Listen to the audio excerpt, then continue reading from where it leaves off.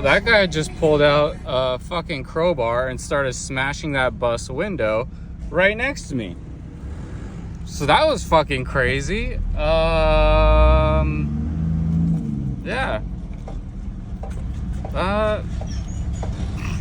Literally right next to me. That was fucking wild. I don't even know what to say. That's driving in Lima. You cut someone off, they pull out a crowbar and smash your window.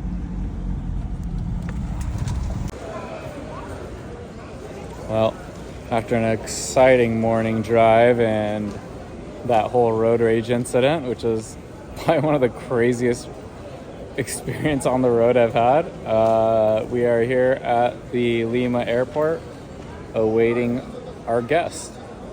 Should be arriving any minute now. So this is our special guest, Bella. Bella and I met in a cafe in Antigua and just hit it off right away. We went on a few dates, and while I was waiting for my car to ship from Guatemala, I actually flew to Brazil for a week to hang out with her and her dog Toya. And we made plans for her to come out and spend 10 days on the road together with Max and I. We have over 3,000 kilometers of driving to do over the next 10 days, so it's a lot of ground to cover. But our first stop starting from Lima was here in the desert oasis of Huacachina.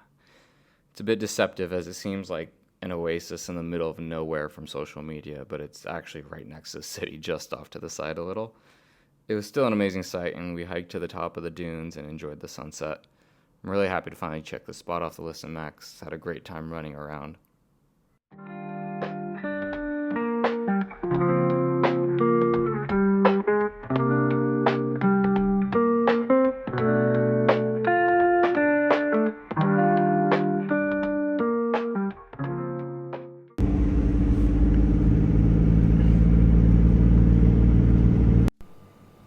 Over the next couple of days, we had some really long drive days down the coastline of Peru, which were really beautiful, but we really had to make time to get into the mountains and get towards Bolivia. But we found some really cool camps along the way on the beach.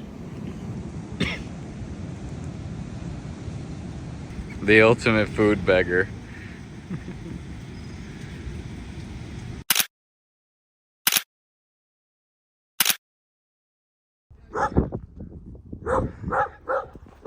We left Arequipa and we have been driving towards Puno, which is kind of by Bolivia, and we are up here 4,400 meters above sea level. It is a stunner.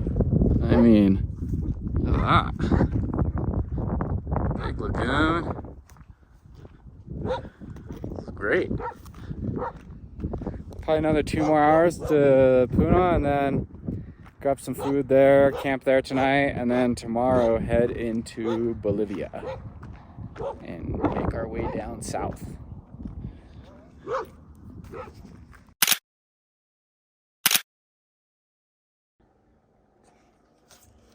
Lake Titicaca. An amazing name for a lake. 10 out of 10. Cool little town. We left the city of Puno because it's just a major city that was just like, we found this really cute little town right next to it, found a cute little restaurant, super chill vibe, beautiful garden Max can run around in that we can camp at, so pretty hyped. And from here we will cross into Bolivia tomorrow and go just outside of La Paz and start making our way south towards the salt flats. Just really excited for that. Cool spot though.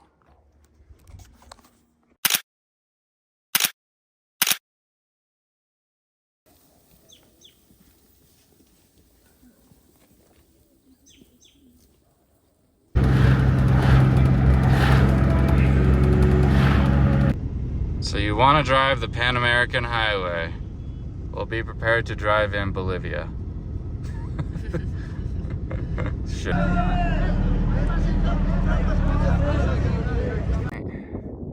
We are approaching the salt flats. They are out there. We are officially entering the Uyuni salt flats.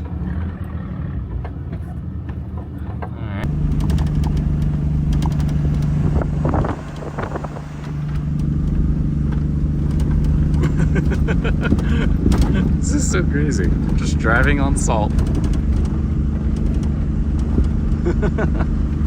Everywhere you look is just white.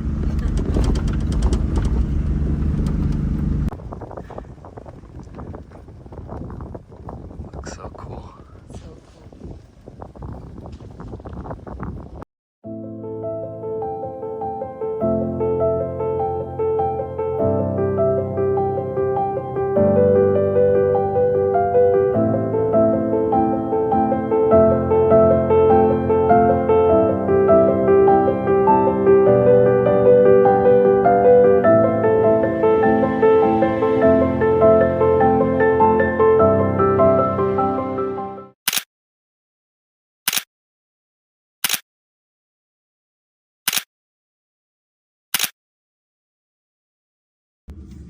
Well, it's a beautiful sunset out there, and we are camped, and I'm attempting to cook an elaborate dinner inside the troopy with Max. And Bella, and it's gonna be interesting. It's a little tight in here, Max. You take up too much room. It's so cold outside. It's literally below freezing. So I don't think we're gonna spend much of time outside tonight. Let's see the sunrise.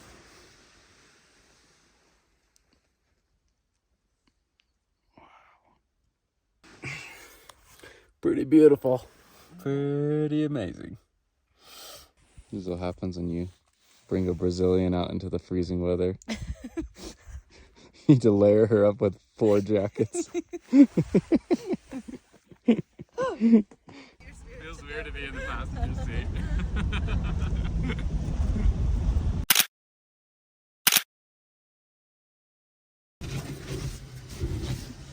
Getting all the salt pressure washed off the car. Guy wanted $250. Like you're smoking crack. But it was Bolivian bowl or whatever it's called. But Bella, master negotiator over here, got it down to 150. Bolivians. Making our way further south, we found a market in town, which was really cool. It had everything from pasta and all these bags to everything you'd really need from fruits and vegetables. And it was really cool being there with someone that spoke the native language of Spanish. It made it much easier for me. And we even got some really good sandwiches from this lady out in the front. So it was a really cool experience. Honestly, this was one of the highlights for me, was to spend some time in a market with her and explore, and it was a really good time. Esto sí, todo que piensa que fica bueno, sí, queremos probar. Yeah.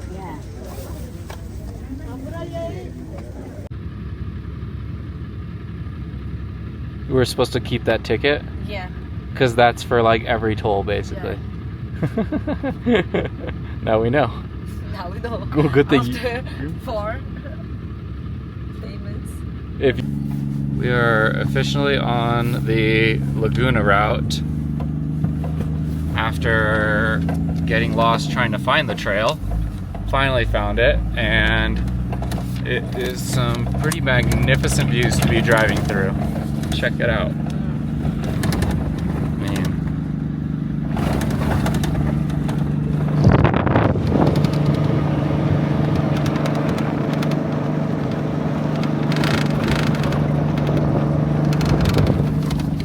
About 110 kilometers of dirt track to get to Laguna Colorada, and so yeah, it should be fun. Maybe camp somewhere along the way, but it is stunning. Hopefully we have enough diesel, because there's a huge fuel shortage and you can't really get fuel out here, so yeah, but I think we're good. We're close to Chile. We should be able to pop out and grab some pretty easily. Yeah. Isabella, not so sure.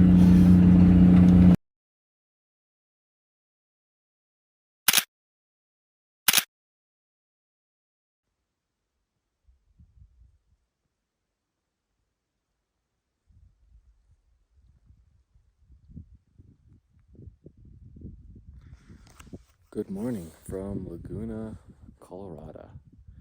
It's kind of confusing because there's a lot of roads that are closed off, but there's no way to know. So we drove down here, and this entryway is closed off, and it's kind of a ways in.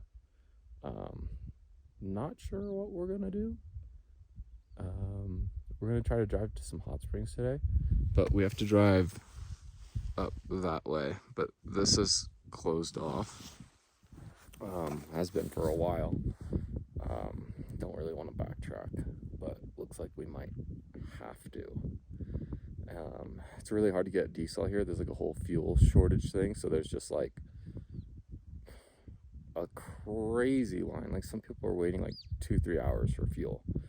Some places fill for foreigners, but all the ones that we drove by, they're still waiting on fuel trucks to refill the gas stations, and this is like in all of Bolivia.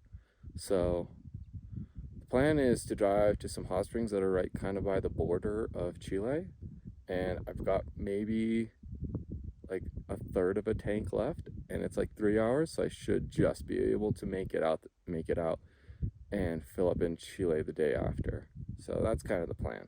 But it is freezing out here. I mean, at night it's getting to like 24, so like -7 Celsius or something like that. So I had the heater cranking, and my hands are freezing right now. So that's kind of the plan for the next day or two. Yeah, get into Chile. Next country. Gonna boil some eggs that are frozen. Jug of water was half frozen. Everything in here is completely dusty from the dirt track that was like 100K. Like, I opened the door and everything was covered in dust and dirt. It was not ideal, but these are the realities of driving down here this time of the year. Yeah, a little rough. Other options are to do a trip at a different time of year, but for me, with my timeline of things I have going on, this was kind of the only option. So just makes for a unique experience. It beats sitting in an office, so I'll tell you that. Could be worse though. It could be these guys. They're biking it, and they are real frozen. So yeah, not my cup of tea. Is your yogurt still frozen? No, it's better then. Everything was frozen. The white wipes was frozen. The white wipes that we Oh, the wet wipes. it's frozen. Can't use it. Imagine you have to poop and you have to wipe your both frozen wet wipes. No way to use it.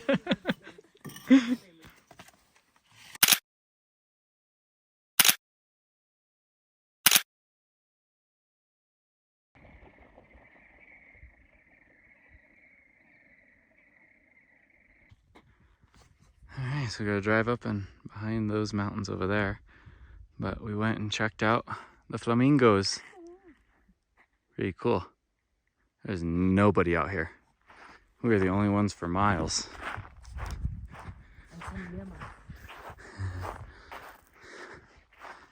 So dusty.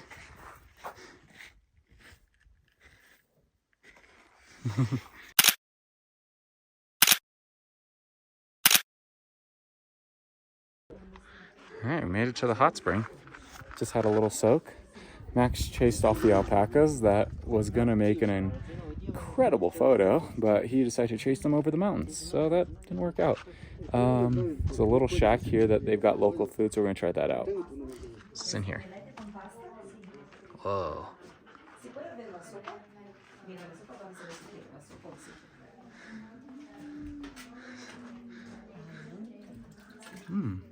Some local soup.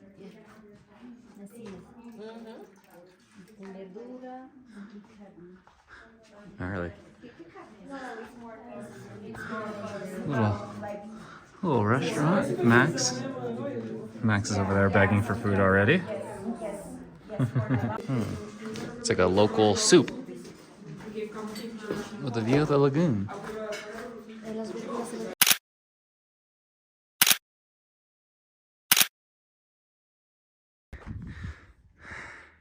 We just had the little lunch there.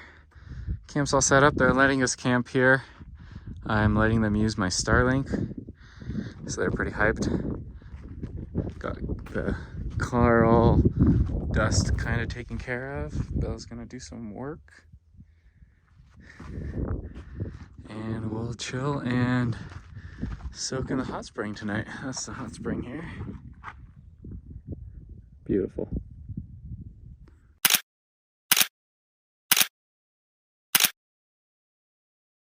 The whole place was empty, so we took advantage of that and we had a soak in the middle of the night and watched the stars and just had a great time. I think for both of us it was like a core memory if we had to pick something that was our favorite part of the trip. I noticed in the morning it was empty too, so I took another dip before we headed down towards Chile. It's a really cool landscape out here and it's just something like out of another planet. It's so windy, you can hear it. We went outside. Looked pretty good. Huh.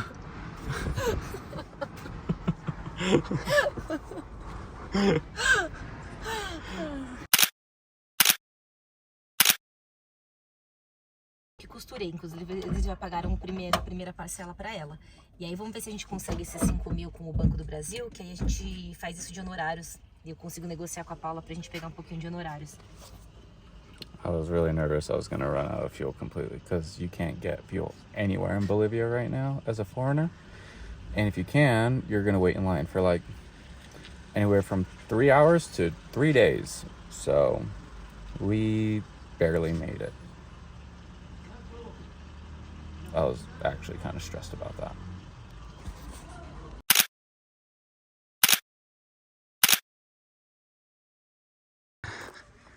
There's Troopy. First night in Chile. First couple nights will be at this little hotel, boutique hotel, just on the outskirts of San Pedro Atacama. It was only like $45 a night. Great deal. They take dogs, so that was nice. It was nice to get a hot shower. Bella's here for a couple more nights, so we're gonna go wine and dine and be comfortable for a couple nights. That's the plan. What we had was like something out of a movie, from how we met to how our lives led to us being where we are. It was like a rom-com movie in the making. I wish this video had a romantic ending, but it didn't quite go that way. In true cinematic fashion, it ended up with heartbreak. This video is really hard to make, to go back and relive, and shortly after Bella got back, I got a message saying she just wasn't ready. Which is a hard pill to swallow when you spend all the time together making amazing memories and making grand plans of how you want to spend a future together. If it was a message saying, hey, you know what, you're just not the person I see myself with, that would have been a much easier pill, but when you share the same feelings and it's just not the right time, it hurts a lot more. And looking back, I wouldn't have said anything different or changed anything, but as C.S. Lewis said, love is never wasted, for its value does not rest in reciprocity. To love at all is to be vulnerable. It's the biggest risk you can take. But I think in life it's the best risk you can make.